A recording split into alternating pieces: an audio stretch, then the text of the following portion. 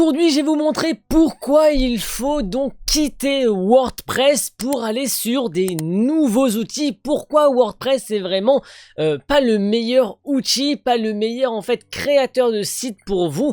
Et par exemple, on a Hostinger qui est vraiment pour moi l'une des meilleures alternatives. Alors, ne vous dites pas, ouais, mais attends, c'est encore, il a un lien d'affiliation à nous vendre, il a un truc à nous vendre comme pratiquement l'entièreté de YouTube. Non, pas du tout. C'est juste que j'ai été confronté au problème, moi, de mon côté, parce que je voyais de partout WordPress. J'ai pris une formation, on parlait de WordPress. Tu vas sur YouTube, on parle de WordPress.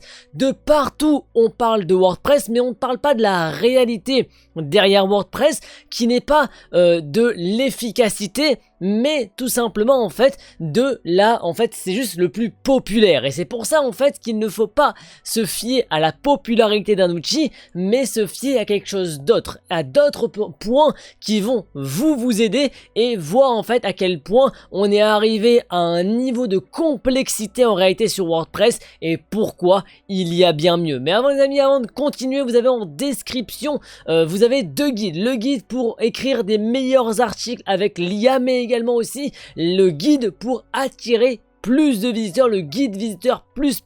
Vous entrez votre adresse mail et vous aurez automatiquement accès à ces deux guides là. Donc maintenant, pourquoi WordPress est vraiment pas bon et pourquoi il faut passer sur du Hostinger? En fait, WordPress a été le meilleur jusqu'à l'année dernière, on va dire. Pourquoi? Qu'est-ce qui s'est passé et pourquoi 2024 est vraiment l'ouverture et vraiment la meilleure chose qui soit arrivée pour d'autres outils? Et il faut en changer littéralement parce que en fait, tout simplement, vous avez WordPress qui a pris déjà un retard, mais également parce que en fait WordPress, comme je dis, c'est de la complexité, c'est compliqué à mettre des choses en place alors que d'autres outils ont pris un chemin vers l'IA et vers l'automatisation bien plus rapide, bien plus intéressant. Et en fait, qu'est-ce qui s'est passé avec WordPress?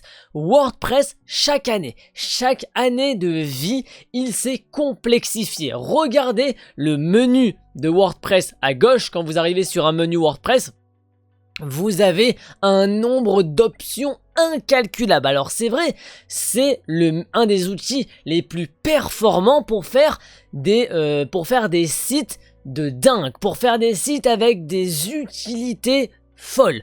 Mais nous, qu'est-ce que l'on veut? Nous, on veut un site soit qui vend en tant qu'e-commerce, soit un site qui permet de proposer des articles pour faire de l'affiliation, pour vendre des choses. Bref, on n'a pas besoin d'un site qui va nous proposer un chat IA pour répondre à des demandes clients, un système de marketing ultra complexe qui va passer par 3 canaux et 4 sites différents pour ramener à notre site.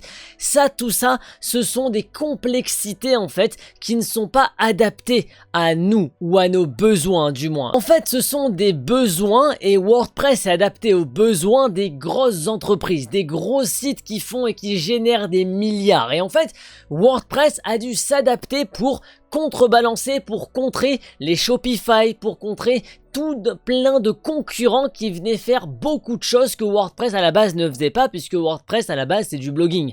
Et donc pour contrer tout ça, ils ont dû ajouter des couches et des couches et des couches et des couches. Et croyez-moi, quand on arrive dans un WordPress, trouver une option est déjà un combat. Ajouter un plugin et une lutte pendant une semaine pour trouver comment appliquer ce que l'on veut faire.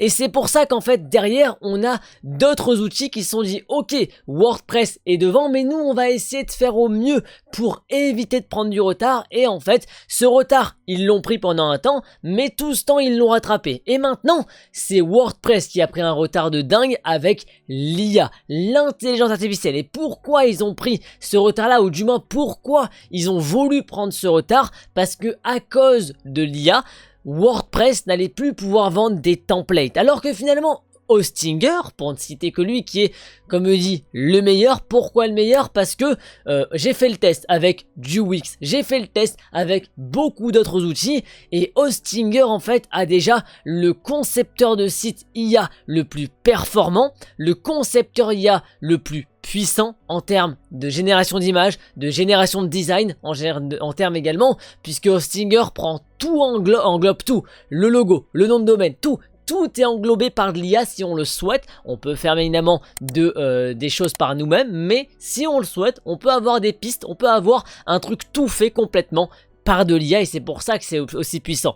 Le concepteur au niveau de l'IA, le concepteur de site, il va littéralement en fait vous créer votre site de A à Z en lui donnant des consignes. Vous voulez passer d'un blog ou un site normal à un site e-commerce, très bien, 2 clics, le site passe en e-commerce et vous pouvez lier votre PayPal et recevoir de l'argent automatiquement. Et ça, c'est incroyable. Alors, si on passe du côté ici de...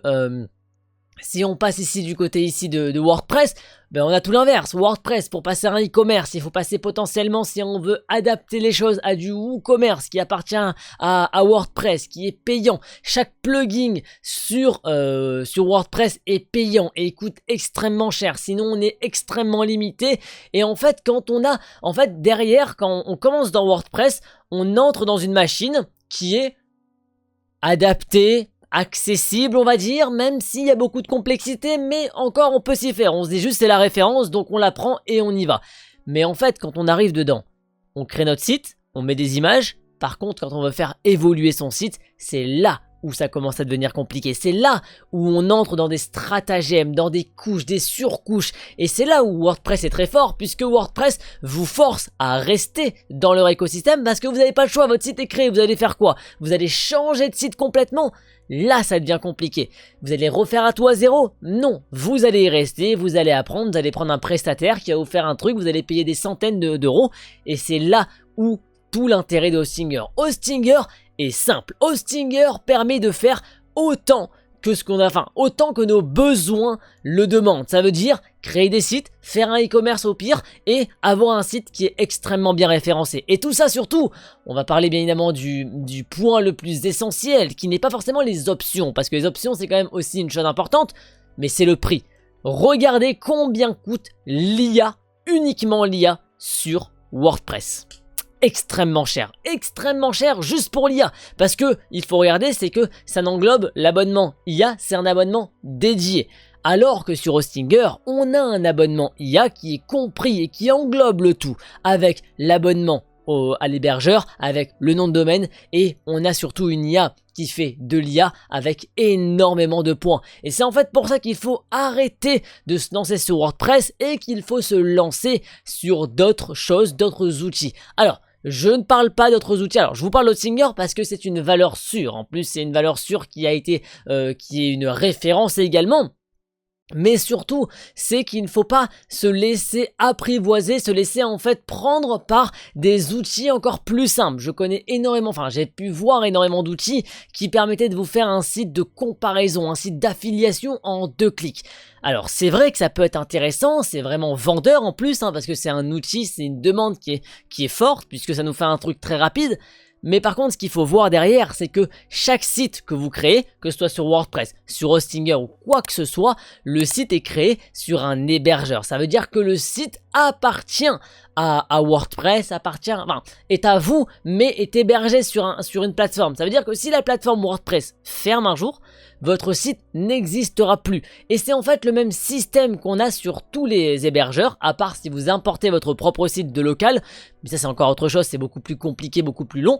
Mais en soi, si vous prenez un outil qui n'est pas en fait une référence, qui peut fermer en fait du jour au lendemain, parce que c'est on va dire des projets comme on les appelle, des startups comme on pourrait les appeler également, qui pourraient fermer du jour au lendemain parce qu'il n'y a pas assez de clients. Donc c'est pour ça qu'il faut aller vers de la référence, du WordPress, du Hostinger. Mais quand on regarde les deux, on voit que WordPress en fait est devenu une usine. Et cette usine, en fait, on vous la vend comme étant simple parce qu'on vous la vend avec des formations très complexes, très poussées, très avancées.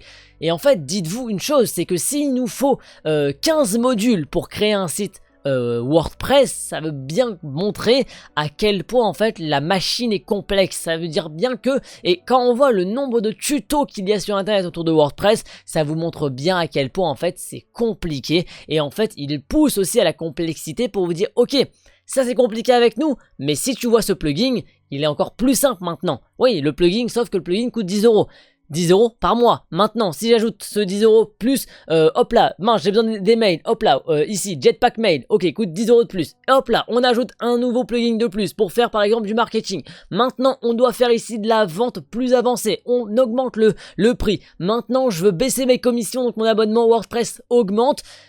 Et on s'en sort pas, et c'est à cause de ça vraiment que WordPress est devenu une usine où dès qu'on a un petit besoin, il faut passer par un plugin externe, et un plugin externe évidemment n'importe quel... Et ça, je leur jette pas la pierre, toute entreprise doit marcher, toute personne qui lance un projet, un plugin ou quoi, il doit pouvoir vivre, donc il fait payer. Mais sauf que lorsqu'on commence, on arrive dans une usine où on s'y perd, on perd des jours, des semaines, et lorsqu'on arrive à devoir acheter des plugins, on s'en sort pas, alors qu'en réalité nous on n'a pas besoin de plugins puisque, ou du moins le minimum, du moins tout ce qui est proposé par Hostinger est largement suffisant, mais surtout tout est facilité par Hostinger, tout est design. Quand on arrive chez WordPress, on voit qu'on a 15 ans de retard sur le design parce que c'est complexe, on peut pas changer une interface complète comme ça. Hostinger a évolué avec le temps, a été toujours derrière WordPress parce que WordPress étant le référent, la référence mondiale, mais maintenant Hostinger a pris les devants. Hostinger est adapté à tous, compréhensible par tous, même si c'est vrai que pour certains points il va nous falloir des tutos, mais ça c'est très simple à prendre en main, et sur la chaîne il y aura pas mal de tutos qui vont pouvoir arriver également prochainement, mais en tout cas c'est pour vous montrer à quel point Hostinger est intéressant.